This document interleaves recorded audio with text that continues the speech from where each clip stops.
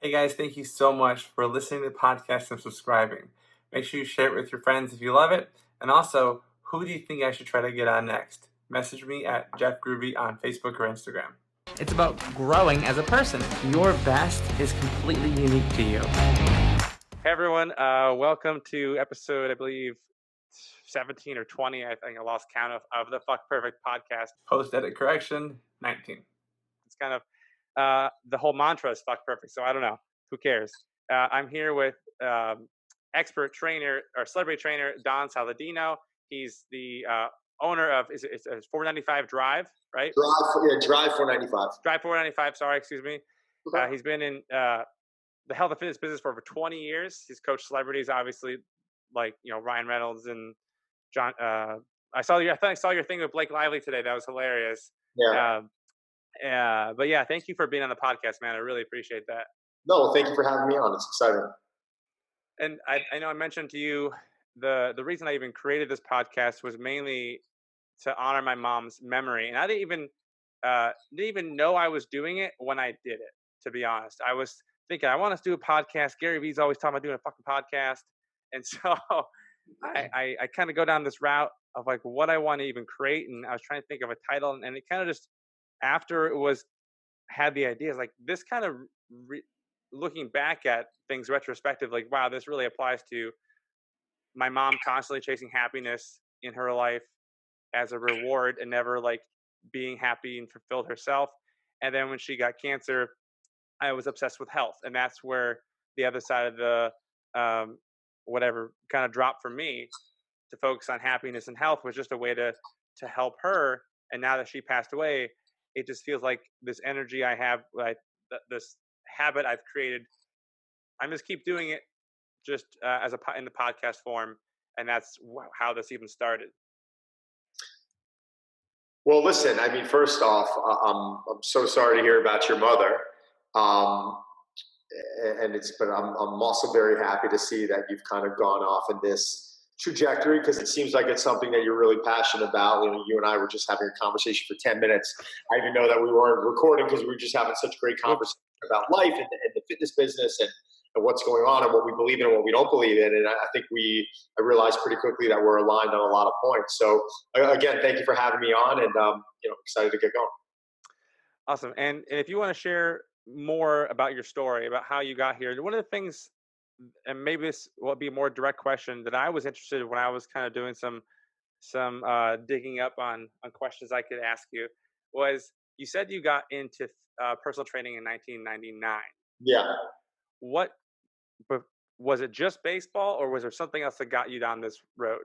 No, I mean, listen, it was, I was an athlete in high school. I went off to play college baseball. And I think in college, you're consumed with a couple of thoughts in your head, one baseball, school, and the other one, you're having a good time. So, I think when that started, junior, senior year, you have a couple tryouts, things don't necessarily work out after, school's up. And I think I went through a small period of time where I wouldn't say I was lost, but maybe that's fair to say. I was kind of just scratching my head and trying to figure out whatever I'm going to do, I have to be around a gym. I have to be in a fitness environment. I can't go to Wall. I worked at PaineWeber. I remember before it was UBS, I think, bought it out.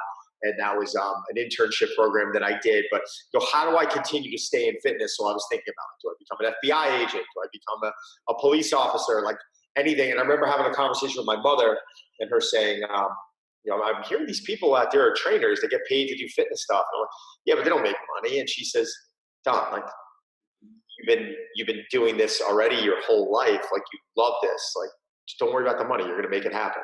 And I literally got that validation from her the next day, printed out my resume. I threw a suit on. I drove into Manhattan. I just started driving around. I mean, we didn't have iPhones at the time. I mean, I literally was driving around. I'm like, oh, there's a New York Sport Club. Interesting. Oh, there is this new gym called the Equinox. Interesting. It was owned by the Ericos at the time. They opened at the time Reebok, the Sport Club LA, or the Reebok Sport Club on 67th Street. I think it was in like Central Park West. I might be getting that wrong. But, or I'm sorry, Columbus. So I'm literally popping around Crunch, all these spots. And I was getting hired and getting hired and getting hired. And then I finally made a decision to joined one of those big box gyms and started cleaning up weights the next day and became a trainer. And it was literally that type of process where, like, with a smile on my face, I was commuting into the city, 6 days a week, parking my car at the early bird special up on Amsterdam Ave for probably $7 or $8 a day at the time, and parking at 5:30 a.m. and then leaving at like 10, 11 p.m. and then doing my day over. And I did it with a smile on my face. I was thrilled. There was something about the challenge of building up a client base, learning from some really good coaches, getting different certifications. So it was a new focus. But then from there, it was about a year. And then I went off and, started my own kind of one-on-one training business. And that's when the entrepreneurial juices really started flowing for me. That's awesome. And what got you into? How did you get into, say, from where you were to sort of the where you are now in terms of like celebrity training and fitness experts from like Men's Well, Health and that kind of stuff? I mean, it wasn't like people are like, "Are you a celebrity trainer?" I'm like, "No." Like, I don't even know what that like. In a way, it almost kind of downgrades what I do, because I started as a strength and conditioning coach, right? Like, I was always into performance, but on the other hand, there was a part of me that loved bodybuilding because I've been on the cover of a few magazines, and I always loved the physique, and I'm like obsessed with nutrition. So there was just things that kind of allowed me to fit into that mold. So when I opened my club 15 years ago, I think about a year to 2 years in, a buddy of mine called me up and he's like, "I'm training Hugh Jackman. Can I come use your club?" And I said, "Yeah, man." I said, "I've heard of him. He was nowhere near back then, what he is now. I mean, he's an enormous name now. He's a global name, but he's still pretty well known." So I said, "Sure, bring him in." And which I normally didn't allow anyone to do. And my friend started working with him, and then my friend's wife got pregnant with triplets, and they ended up moving. And then Hugh confronted me and was like, "Would you work with me? This guy's moving." And I'm like, "Let me talk to my friend Rico Wesley." And I went to Rico, and he's like, "Yeah, no, I'm out of here." And I'm like, "Okay, great." So, I mean, Hugh just kind of fell in my lap, luckily. And I worked with Hugh for a year, getting him ready for the movie Australian Wolverine. Had a Hmm. great relationship, no social media, no nothing. And then from there, I mean, the client roster just piled on. I think it was a combination of me being a good coach, me being a good person, and having a beautiful, very private, exclusive club. And at that point, I mean, when I say hundreds of A-listers have trained in our club or with me, I mean, it's been a very private, exclusive spot that people feel protected at. That's awesome. I think the protection might be, or the private area of what you do is probably a really big portion of what you offer too, right? Biggest mistake made by coaches nowadays, because coaches will turn around and they'll see the gym and the brands I work with, and when I was taking on hourly clients, which I don't, the hourly rate I was charging, and they're like, "Well, I want that. How do I get that? How do I get that?" And I'm like, "Guys, like, you have to just be, and you have to just go to work and Mm. be great at what you're doing." And the second you're put in that opportunity, I remember when Hugh and I started working, I'll never forget, there was no Instagram at the time. And he turned to me and he says, "Let's do a picture, or let me help, let's do some media." And I told him no. I told him no at that time. Because um, I mean, I thought there was first off, I thought if I did it, I was exposing him. So I was way overboard at that time. And I'm not saying, because now I might do some posts, but no, it's something that I'll never, ever ask. I mean, when do I do a picture with John Krasinski? When I'm, on the red carpet with him, and he's got a movie coming out, he'll look at me and be like, "Come on over here, let's do a pic." I'm not like in the gym, like, "Let's do a pic or a video together." I mean, once in a while, that might happen, but that stuff happens organically. I think a Right. big mistake by a lot of people out there is they just try and rush it.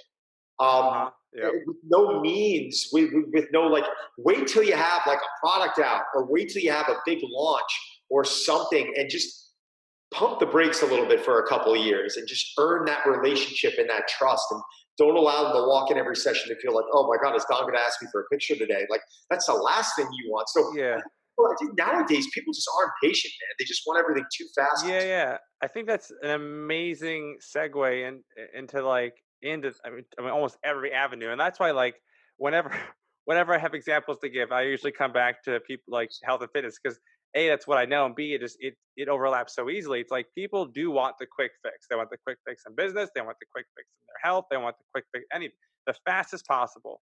Um, and honestly, people just need to back up and say, okay, just put an effort. And so where even I kind of separated from where I started was just like uh, people get really hung up in romantic or too overly passionate, and there's so many rules about how they have to succeed. Like this is the only way, you have to do it this way. Um, and I just thought, well, you can get results. You can get quick results in 30, 60, 90 days, but but I want to get you results for your life. I'm more interested in the lifestyle choice. That's just my angle. It's like and that's why I focus on happiness and health. Like how can I get you to realize what do you like about health and fitness? How can we double down on that to get you to have that behavior? Because honestly, the next new thing, because obviously the health and fitness business, it's like if we keep putting the responsibility or the results on the next new thing. It's like, oh, you didn't get the results because you didn't try this product yet. Oh, And that's it's all like, bullshit. I mean, and that's it's all, like it's all bullshit, right? It's like and people need to be in the hot seat and be accountable. Like you just didn't put in the effort consistently. I've written more programs in my life than Hmm. anyone you know times two. I mean, I've been 21 years. I've trained over 40,000 sessions, or around 40,000 sessions. I've tried doing the math recently. I mean, this week alone, I had to write a couple dozen programs. I mean, the amount of volume on that stuff is crazy. They all work. Right. They all work. I mean, Newsflash. what are we trying to train for, this and that? But like when the goal is to like, hey man, I wanna see some abs, and I wanna feel better and see my penis. It's like, okay, man, like it doesn't take that much work to accomplish that. It just takes, it's like in business. I'm not going to turn around one day and be like, oh, I want to be worth $10 million, and every day like, I'm not getting closer to 10 million. I'm not getting closer to 10 million. I'm not getting closer to 10 million. And then it's like, Right. hold on, dude. Like, what is your plan? All right, let's start at the finish. What do I need to do today Hmm. to become as successful as possible? Because I'm not going to make 10 million bucks in a year, if I'm just making that number up, by the way, by going and doing 41-hour sessions a week. I don't care what I train. So I got to think a little bit differently. So I don't think people really start at the finish, and then I don't think people actually enjoy the process. Like, go Right. and say, like, you want to drop body fat? Awesome. Like, this is the plan that I have to set up for you to drop body fat. All Right. right. I laid it out on paper. Great. This is what I need you to do Monday. I want you to look through the plan so you can prepare your food and understand what days you have to go to the gym or do it from home. But this is what you have to do tomorrow. That's Hmm. what I really need you focusing on right now. Focus on what we have to do tomorrow. Now, if you go to bed at 1 in the morning, that 6 a.m. workout's going to be tough. So you're Yeah. not focusing on tomorrow. And man, that's part of the whole problem. I mean, I think the best example that I like to give, and I know I'm ranting about this, but hopefully this is going to click in someone's head. It's like the guy who goes to the casino and wins a couple $1,000, and he comes back. He's like, I just won $3,000, and you're like, great, where is it? And you're like, I gave it back to the casino. I'm like, well, you didn't win it. What cracks me up is someone will come to me and say like I do keto. Like, what do you think? And I'm like, well, it depends on what your goals are. Like, there are people out there that Right. ketogenic might be great for, but why are you doing it? Well, I lost 40 pounds doing it. I'm like, when did you lose 40 pounds doing it? Well, I lost that last year, but you just told me you gained 40 pounds back. Hmm. Yeah, but I'm going to do that diet because it worked. I'm like, it didn't work. Of Right. course it worked. I lost 40 pounds. I'm like, it didn't work. Well, how do you say that I lost 40 pounds? I'm like, it didn't work because you put the weight back on. Yeah. If that plan worked, you would have kept it off. Because having someone drop 40 pounds is not a difficult thing to do. Have someone to drop 5 pounds is not a difficult thing to do. I had a woman who right now is up to Laura Summers, and you can go read about her online. She started with me at 872 pounds. She's in probably the 360 range now. That's over 500 pounds, but she's kept it off. It's Right. taken years to do, but she's kept it off. So that's my point to people. It's like when you say, well, that's what worked, ask yourself, did it really work? Because if it's back on, it didn't work. Yeah, absolutely, and that's sort of a great point to make when I've helped people like as a teacher. I was an elementary school teacher for 6.5 years, and a lot of these schools are obsessed with standardized testing results because then they can promote them that they did so much, or so well. Sure. And how I was a teacher, I was like, everyone's going to come in and we're going to focus on. We didn't really focus and teach on the test. I hardly even actually um, did all the lesson plans every single day with these kids. I made sure that everyone was safe, respected, and we just worked on. If we had tests, like regular tests through the year, I taught them that they could use any tool they wanted. They could talk to their friend. They can use their notes. They can use their phone. I didn't fucking care what they did, as Right. long as they knew how to find the answer. Because that to me was the most important thing. Because everyone was realizing their strengths and weaknesses, and I'd have these parents come and say, "Hey, I want my kid to get A's on all these things," and I'd say to them, "Look, I don't want your kid to get A's. My job as a teacher and now a trainer, I need to know where you're failing. I need to know where you're fucking up, so that I know where to step up my game in. You know, so these tests are tests for me, not just for your kids. So don't memorize Right. all this shit, Right. right?" So, anyways, toward the end of these years, the schools were noticing, hey, these kids are doing really, really well on the tests, the standardized tests, following the rules. No one's cheating on those ones. And so they're like, "What are you doing? We need to observe you." I'm like, "Uh oh," and they come and observe me, and they realize, "Oh, you can't do that." Like, why? Why can't if I'm getting the result you want, you just don't like the how. Yeah. Yeah. And because I was creating this kind of positive association to test taking and learning and education, just like you'll take a positive association and you'll say, okay, let's find a diet that does make you happy. Let's figure Uh-huh. out, like, is it reduced calories for a certain amount? Is it going to be keto? Is it going to be plant Yeah. based or vegetarian? Whatever the Sure. fuck it is, all Sure. of them work. Right. I'm When people say, "What do you do?" I'm like, I don't want to tell you what I do because you're going to try and copy me. I don't Yeah. want you to copy me. That's not going to work. Right. Right. Even keto or any diet might be a good baseline for people to figure out, is this moving me in the right direction? Do I need to adjust? Right. And they'll and then you can tweak from these kind of baselines, as you kind of know, right? And then if Right. you find the right one, the weight's not coming back. I also think it's important for a fitness professional to commit to something for a period of time and see how you To be actually. an experiment, like a scientist. Yeah, yeah. I mean, listen, and I've gone as extreme when I would go experiment with a different diet for a period of time. I go in for blood work before and after. And listen, Yes. is it 100% accurate? It's impossible because variables change. It's like It's so over the much. last over the last 2 weeks, like I'm not waking up with an alarm clock right now. Like it's like, so what am I going to say? Like, oh my god, my body, like I feel strong, I feel great. Like it must be this vegan protein blend I'm drinking. Like, is it that, or is it the fact that I've just added an hour and a half of sleep to my routine every night? So it's Probably sleep. it's just so difficult to like measure all these variables. And Totally. but I do urge a lot of these coaches out there, especially the young ones who are obviously going and getting the right education and doing what they need to do. Man, there's just that's important to go get it, but there's things with experience that are going to come.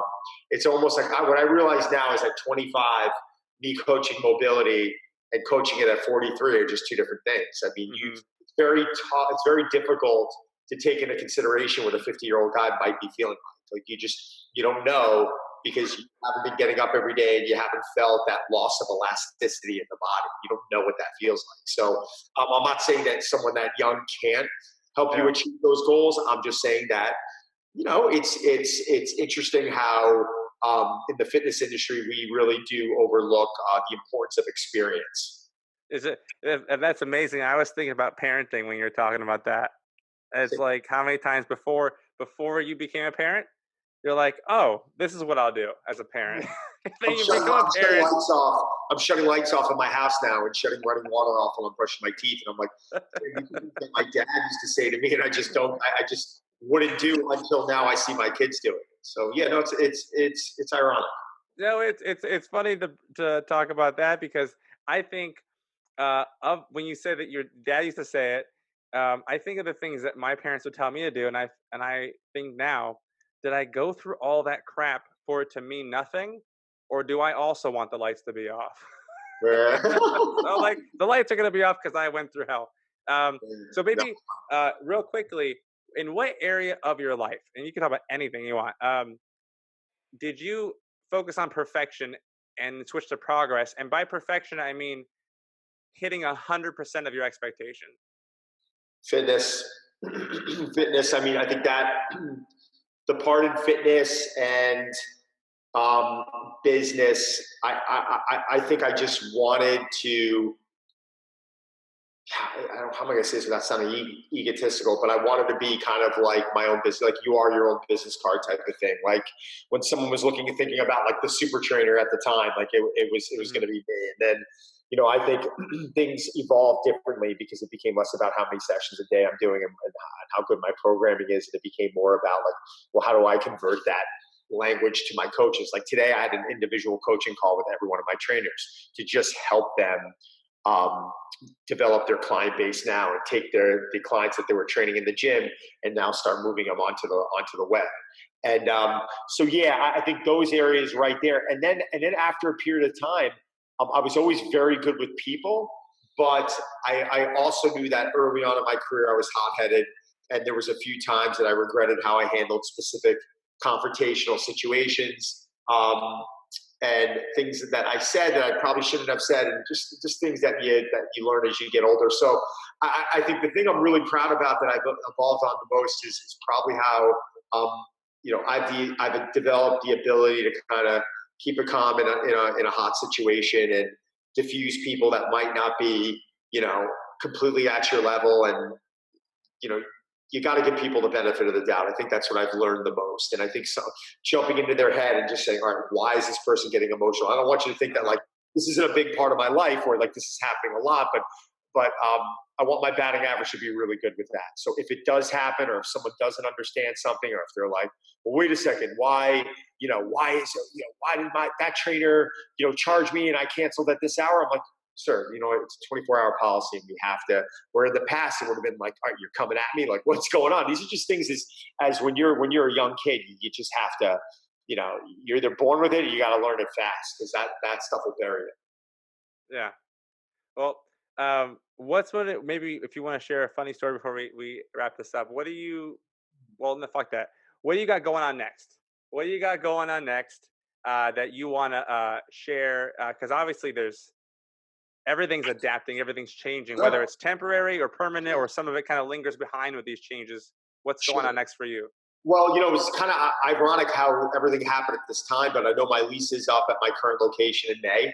Hmm. Um, I'm going to either be moving my location, or I'm going to be doing a gut reno on my existing space and doing a little bit of a rebrand and just, adding a big recovery room. And there's a big digital component that I've worked on for a while, that measures readiness and things that we can scale. So I can still have my super high end clients, but now offer that product out there to people all over the world. So I think that's number one. And then I got a few brands that I'm working in. I've got my digital product. I just launched a free bodyweight workout that's at donsaladino.com for anyone who's struggling right now to find workout ideas. I'm launching a 2.0 challenge tonight, all body weight, to kind of get us through Yeah. all this nonsense that we're going through lately.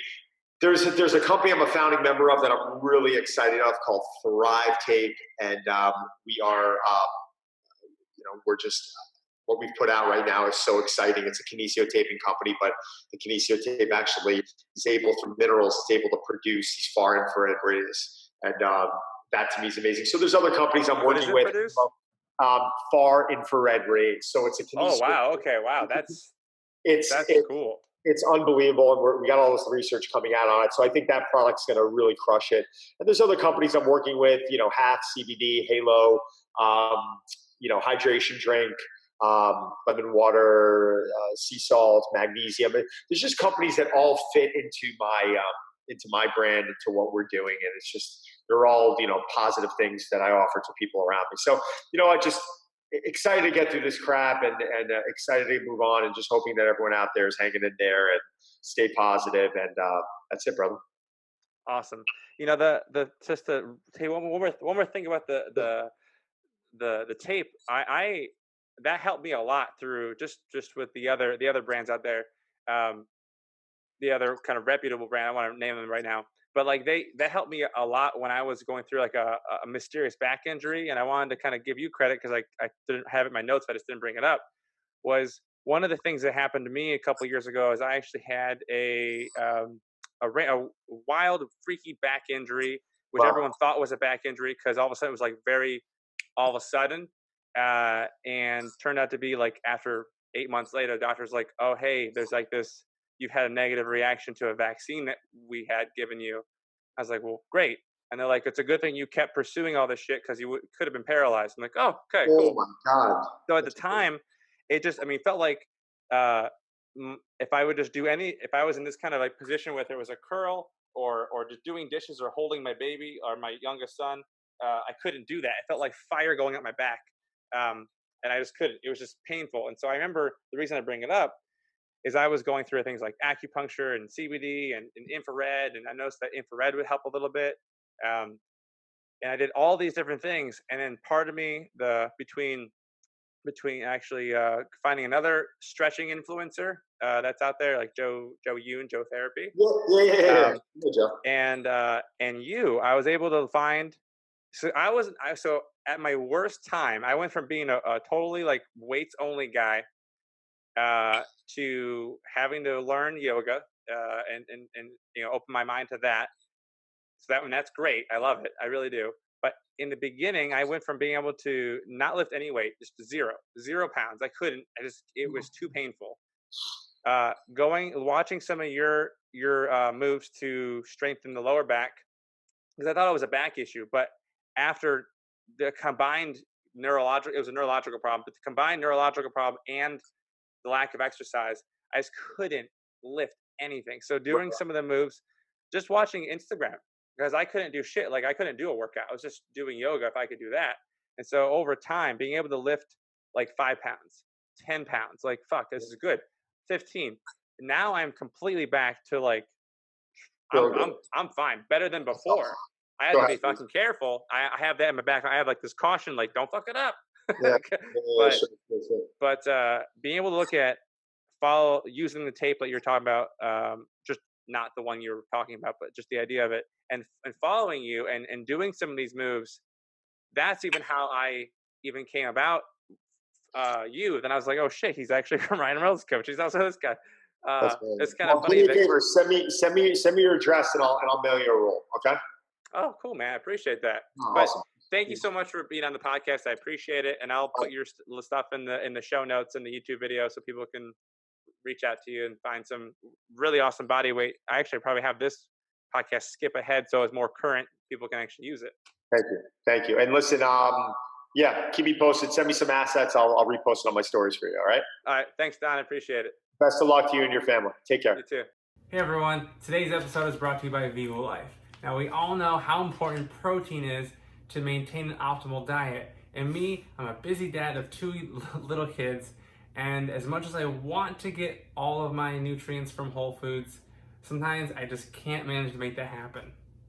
And I absolutely need the best quality foods so I can recover from my workouts and sustain my energy so I can show up and be the dad that I want to be for my family.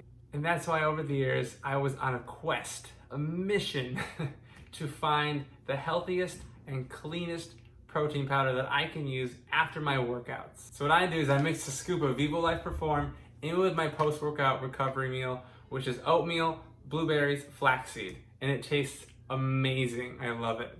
So not only does Vivo meet the criteria I need, it also is environmentally friendly as well.